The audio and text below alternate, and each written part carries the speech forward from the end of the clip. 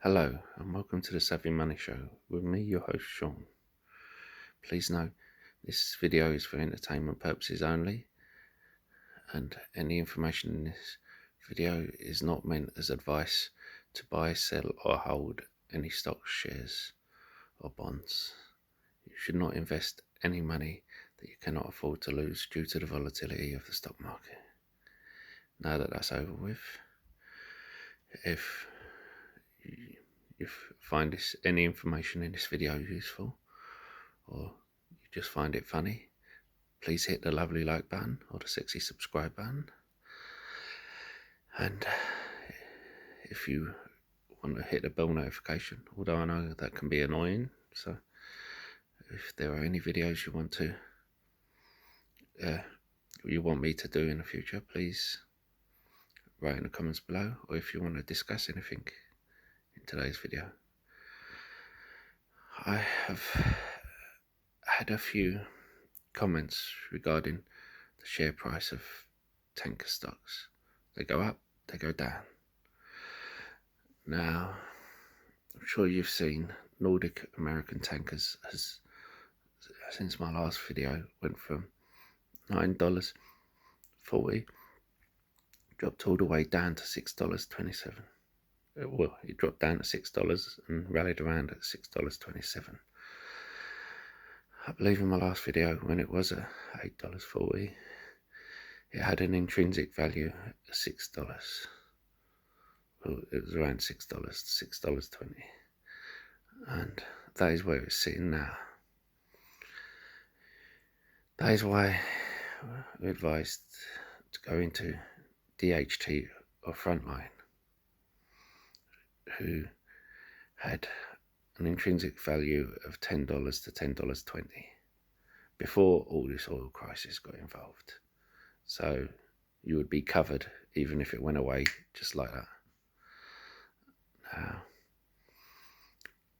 that is also why we invested in a profitable company who give a stable dividend instead of an unprofitable company who have an unstable dividend, who will try and get rid of their debt before paying that dividend, who have already had a 2% cut to their dividend from last year.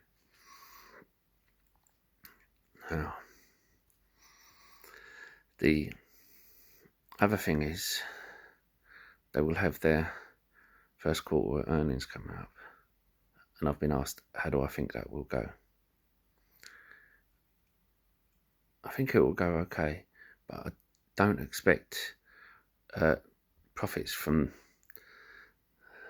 the oil crisis to be factored in, purely because the first quarter earnings are going to be from December, January, February, March, and beginning of April. Now, this has just started, this oil crisis, so it will be in the second quarter earnings.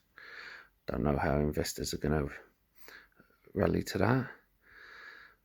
No one does. No one knows the market. So there may be a sell-off, or they may have done better than expected, and they may start buying, but we just buy off the reaction, because every reaction is an overreaction, and we play the reaction. Now, we can also look at the reasons why NAT went up so high and up so down. And don't forget, DHT and Frontline also went down as well. Firstly, the news from Gilead. The whole stock market in the US went up 2% on the back of Gilead's news. You then had first quarter earnings, where if companies had positive earnings, like I said yesterday, Alphabet went up 8%. So that drove the stock market up more, and that gave investors even more confidence in the market, which meant people under the impression, oh, everyone's going to go out now, especially when the governor of Georgia is coming out saying we're going to reopen. And they're thinking, right, so now we're going to use up all the oil. The USO went from $2 to $18. I said about an ETC. Myself, I'm in the German one. CRUD. But I'd done that before I found out about the tax. That's why I informed you about the tax. The other thing is, you want to think to yourself about the mindset of others. At the moment, people are investing emotionally. Fear of missing out. They call it FOMO. No, I don't want to miss out on these stocks that are at a discount, because there's a cure, people are going to go back out. Well, there isn't a cure. There's good news on an uncontrolled study, and I'll do a video on that later.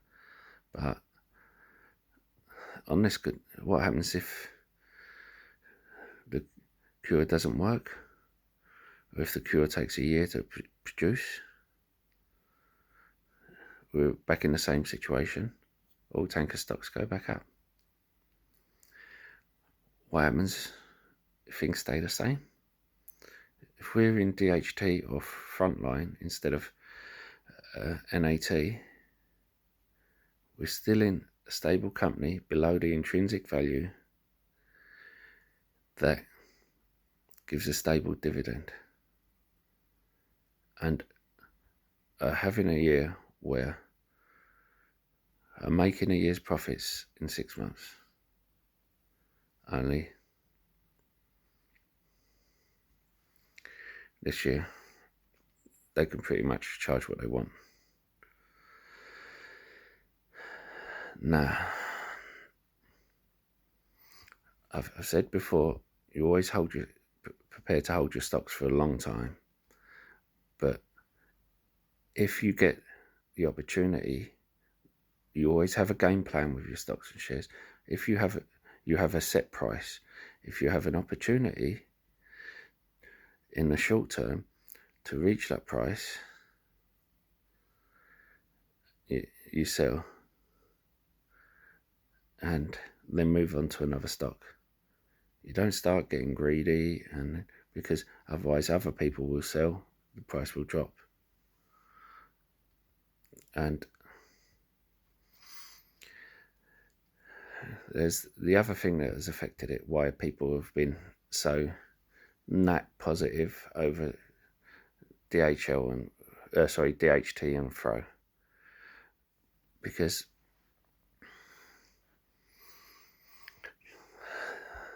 it's received a lot of news recently. So it's in the papers, so it's in their mindset. People are getting subconsciously good feelings about NAT. DHT and Frontline aren't in the news. People are seeing the videos of tankers off of California. And that's not a wrong video. Tankers all over Europe are offshore, waiting to moor. And you have people who have their brokerage accounts and are loyal to their brokerage accounts because they have so much money in them, and they've done their research before going into them. In America, you have Robinhood, Webull. In UK, you have a huge amount of them.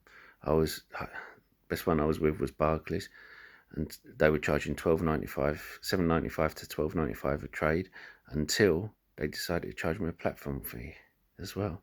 So then I moved to Hargreaves Lansdown, which is another good one. No platform fee, $8.95.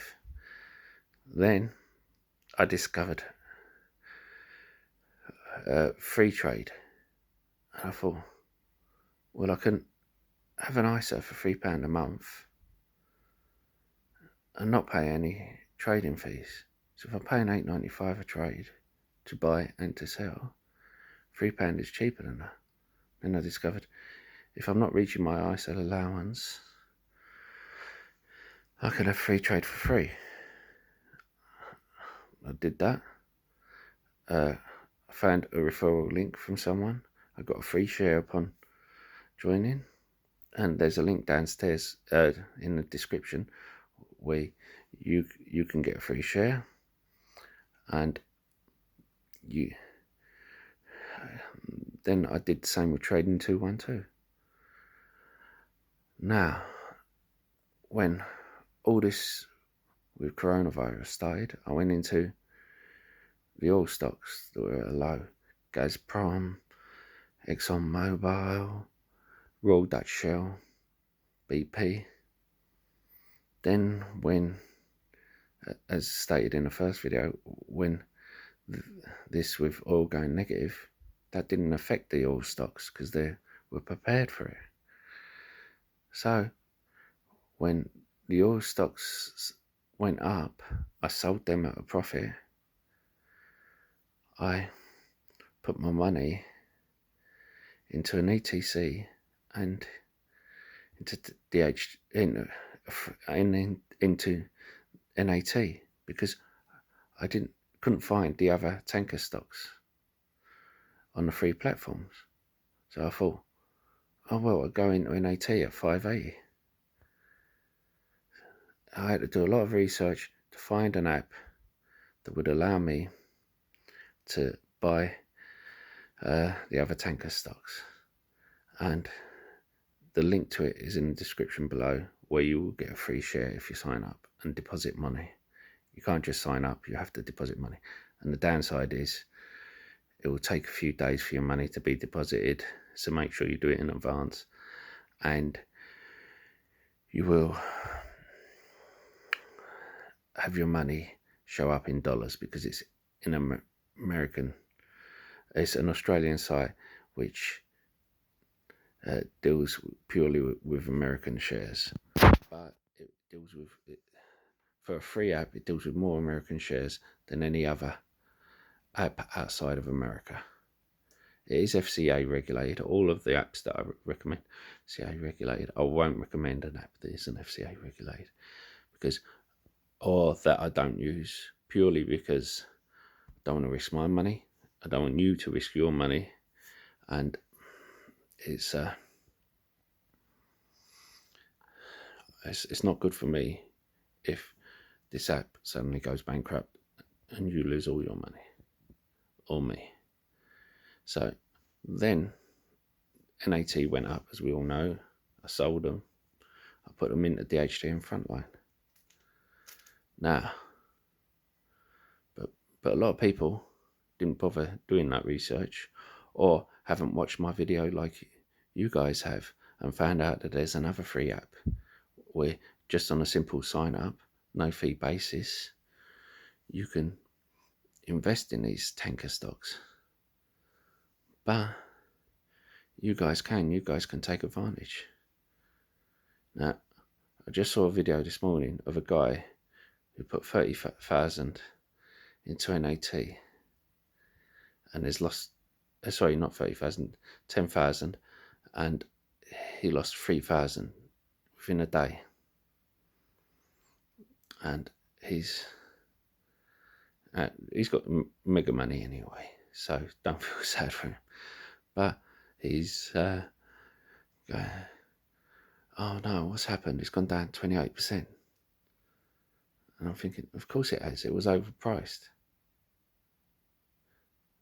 I said that in a video the day before. And he hasn't answered to any of my comments since then. And this is a seasoned investor. He knows what he's doing. He's not stupid. He's also in the oil game as well, so he should know what he's doing regarding these stocks. But instead of looking at PE ratio, because NAT doesn't have a PE ratio, it's gone back 5 years to get a PE ratio. That's not how analysing stocks work. If they're not making a profit, you don't have a PE ratio. Now, actually need to think yourself what some of these people are thinking. As I said, it's subconscious, and some of it is that they don't have. Some of it is that they don't have on their platforms, on their free platforms, the opportunity to buy the other tanker stocks. So they haven't bothered researching them. They've only researched NAT. So it's going to go up massively, it's going to go down massively. So it's due to a lot more volatility, a bit like Carnival Cruise Lines. We've seen how that's risen so much. Now, with DHT and Frontline, please note, in my opinion, and it is just my opinion, please do your own due diligence. You should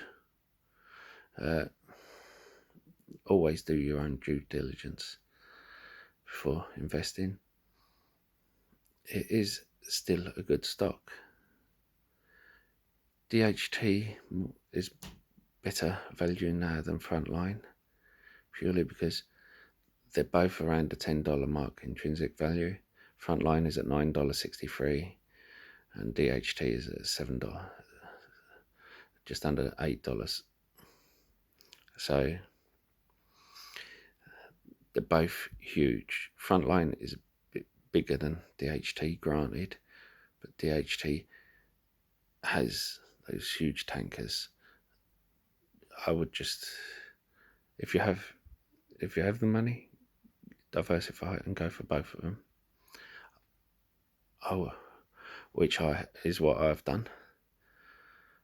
If you can't, then if you can only afford to go into one of them, then maybe DHT, because they both give the same dividend, and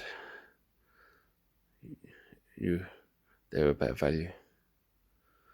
However, I'm not advising you to do that. You have to do your own due diligence. Please be safe with everything that's going on, and safe investing as well. And please hit the like and subscribe button if you want to support the channel, or if you haven't signed up for a free share deal app yet, please use the links below and you'll get a free share. And if you haven't, why haven't you? This isn't criticising. I didn't for years. And as I said, I was paying £9 to buy and to sell. Those £9 could have been going into other shares. Each time I could have been buying a Carnival Cruise Line share. There is the other thing as well. When you've bought, say, one share of Pepsi and you've got £25 left in your account, you can buy. This isn't saying buy one share of Pepsi, it's just a lot of people have been saying Pepsi shares lately. You can go and buy one share of Delta, or you can go and buy 25 shares of Barclays.